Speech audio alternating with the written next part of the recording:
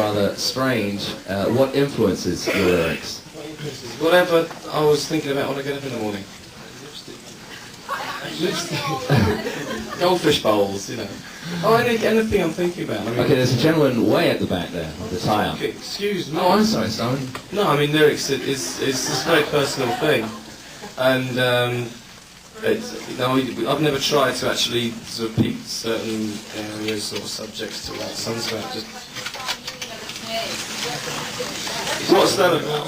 What is that? Yeah, it's about I'll tell you. Yeah, it's well, the snake is the union of the snake is the union of the snake and the man. The snake symbolises a kind of subconscious power, force, strength, and the song is really about the fear that the subconscious is breaking through the dam between the conscious mind, which separates it from the conscious mind. And it's a little daydream I had, yeah. What morning was that? Pardon? What morning? What morning was that? I think it was after a heavy night on the town. Okay, gentlemen. The vodka's breaking through again. Okay, your records have been known to actually hit the top of the charts before they even get to the record store. What does that do to the creative process? What does it do to the creative? Well, we don't actually write songs anymore. We just put out titles and tell them that we're gonna release a certain song, and it hits the charts, so we don't have to do any work.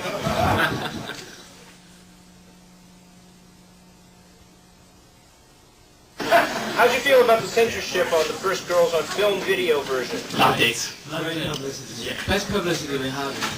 I think that it needed censoring for national television. Obviously, it wasn't shown on any stations where kids could watch it, and that was good. It was mainly made for clubs. It was a 12-inch video for 12-inch scripts in clubs to be synced up. We made it for our own private viewing. For Simon's private viewing. It was on subscription TV here. You guys said that it's important to say that you aren't just another bunch of pretty faces, that your music has something to say. What do you think we ought to gather from all this music? What does it say? What does your music say? Well, firstly, I think Hello. we have a very positive thought of our own, that we believe that you should do something for yourself and move forward instead of sort of being taken in by all the gloom and everything else. We're just saying we're about entertainment, and we're about sort of private enterprise and doing something for yourself instead of being pulled down by everybody else.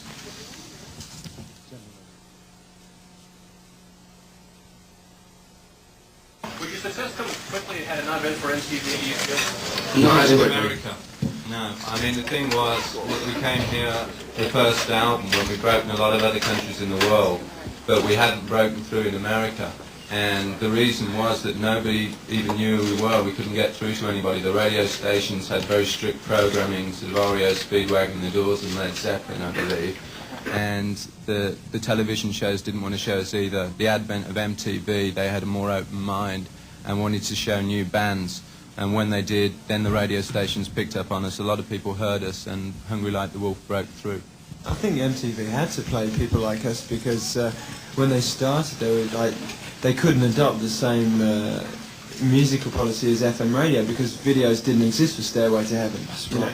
And so they had to have new music, and I think that's one of the Lady at the front.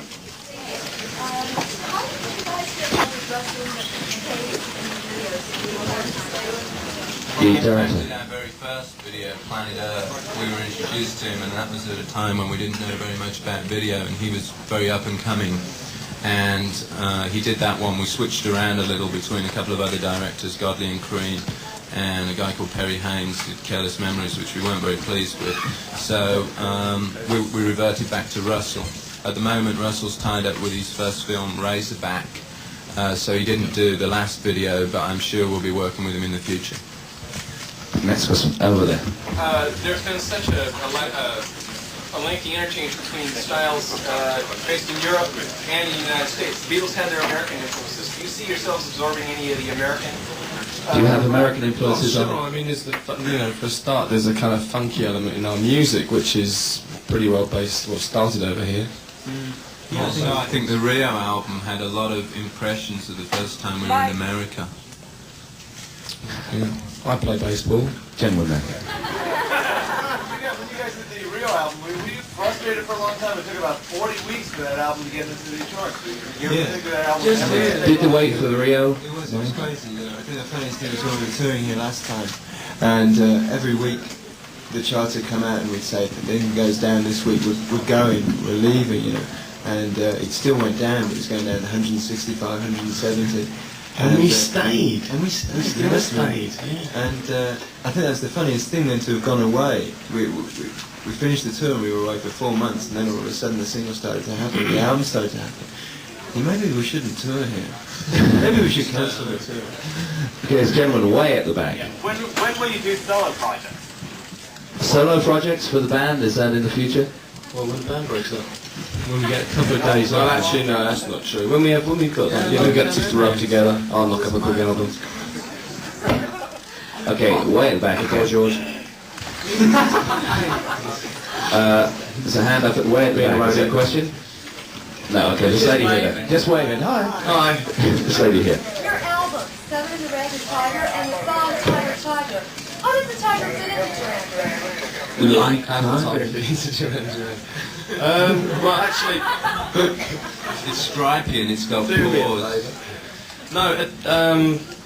If you want to know what the title's all about, if that's what you mean, it's the album title is kind of it's an adventure story. That's what the album's about. The adventure story. We're kind of parallel adventure story to our own, and the tiger is just a symbol for luck and chance and success.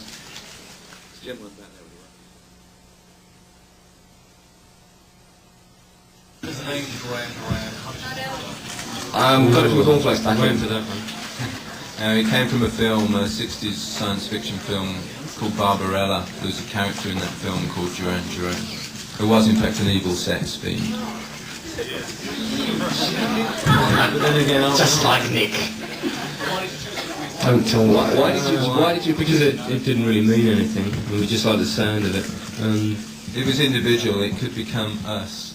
We didn't want a name that meant anything else or that was easily relatable to anything else.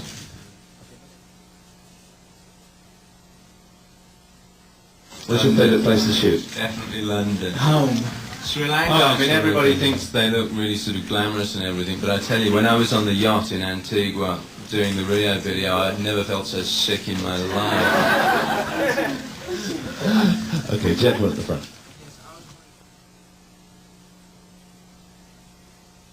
Your Duran Duran fan club, do you have like a Simon Le Bon, win a date with Simon Le Bon contest? No, the fan club is to provide information for anybody who wants it about the band, and there are certain privileges that come through it, particularly in England. I mean, we did something with the tickets last time whereby they could get tickets quicker, and they get different offers for things on the band. That is a real strong appeal for your 14-year-old, your teen girls. You'd be surprised, there's a lot of different people in the fan club. I mean, obviously there's a lot of girls in it, but I mean, there's all sorts of people in the fan club. 30-year-old housewives and guys who are Some of the people. 25. There's a lady in blue back there.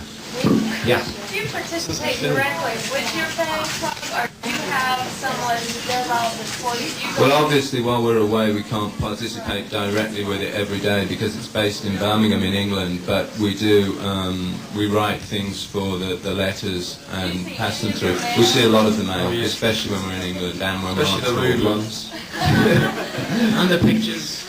Gentleman Don't next to mention you. the pictures.